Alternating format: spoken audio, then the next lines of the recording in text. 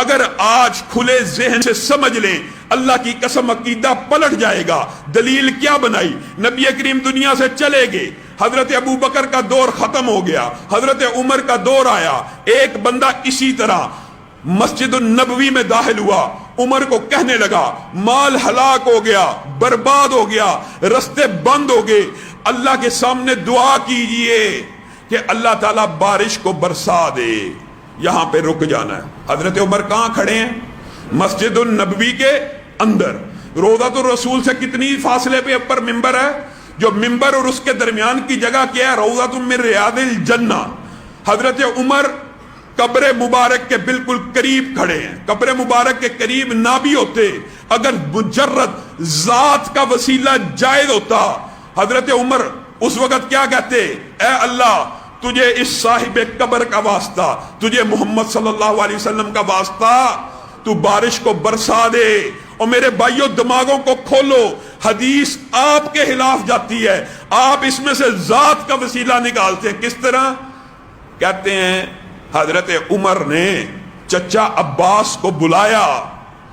یہ چچا عباس کو بلانا ذات کا وسیلہ ہے. حضرت عمر نے کہا، حضرت عمر کے لفظ احادیث کی کتابوں میں موجود ہیں، جب تک رسول اللہ صلی اللہ علیہ وسلم ہم میں موجود تھے ہم ان کے ذریعے سے اللہ کی بارگاہ میں دعائیں کروا لیا کرتے تھے. اب وہ دنیا سے چلے گئے ہیں، چچا عباس کو بلائیے. جب وہ ہاتھوں کو اٹھاتے ہیں اللہ ان کی دعاؤں کو رد نہیں کرتا.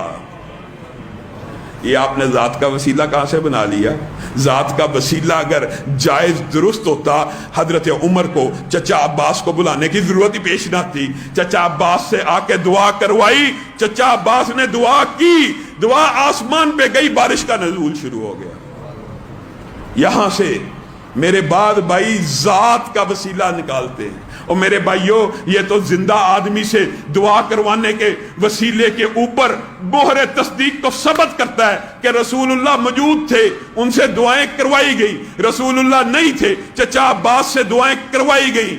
آئیے اگر ابھی بھی آپ کو یہ بات سمجھ نہیں آئی، آج خود قرآن اٹھا لیجئے، سورۃ زمر کھولیے، آیت نمبر 3 کا ترجمہ چاہے آپ اپنے علماء سے کروائیے، اپنے ہی کسی عالم کا ترجمہ اٹھا کر پڑھ لیجئے. کیا آیت ہے؟ والذین اتخذوا من دونہ اولیاء ما نعبدہم الا لیقربونا الی اللہ زلفی. اور میرے بریلوی بھائیوں اللہ تعالیٰ قرآن پاک میں کہہ رہا ہے قیامت تک شرک ایک ہی بنیاد پہ ہوگا، ایک ہی وجہ سے ہوگا، ایک ہی ذریعے سے ہوگا، ایک ہی طریقے سے ہوگا. قیامت تک جو غیر اللہ کو پکارتے رہیں گے، اللہ کے علاوہ کسی کے سامنے ہاتھوں کو پھیلاتے رہیں گے.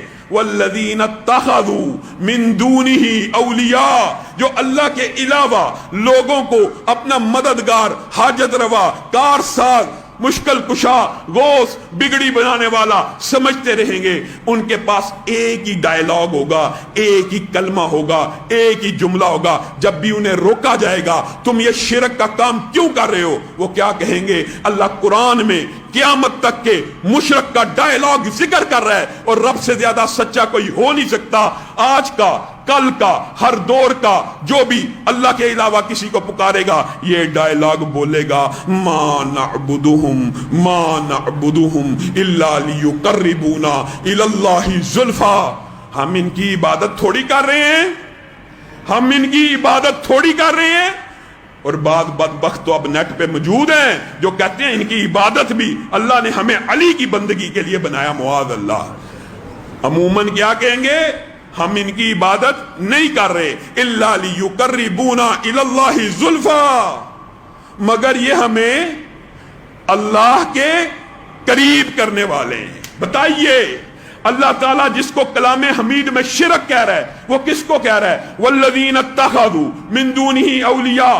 اتنی کھلی بات آپ لوگوں کو سمجھ نہیں آ رہی. اللہ کہہ رہا ہے وہ یہی کہیں گے، ما نعبدہم الا لیقربونا الی اللہ زلفی. ہم ان کی عبادت تھوڑی کر رہے ہیں، یہ تو ہمیں اللہ کے قریب کرنے والے ہیں، یہ ہمارا ذریعہ ہے، یہ ہمارا واسطہ ہے، یہ ہمارا طریقہ ہے.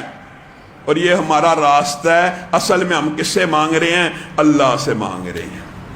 اور میرے بھائیوں، یہ بھی وسوسہ ہے، کہا یہی جاتا ہے، ارشد بھائیو دروازہ بند کریں، کہا یہی جاتا ہے کہ اللہ سے مانگتے ہیں، یہ ہمارا ذریعہ ہے، لیکن حقیقت کیا ہے؟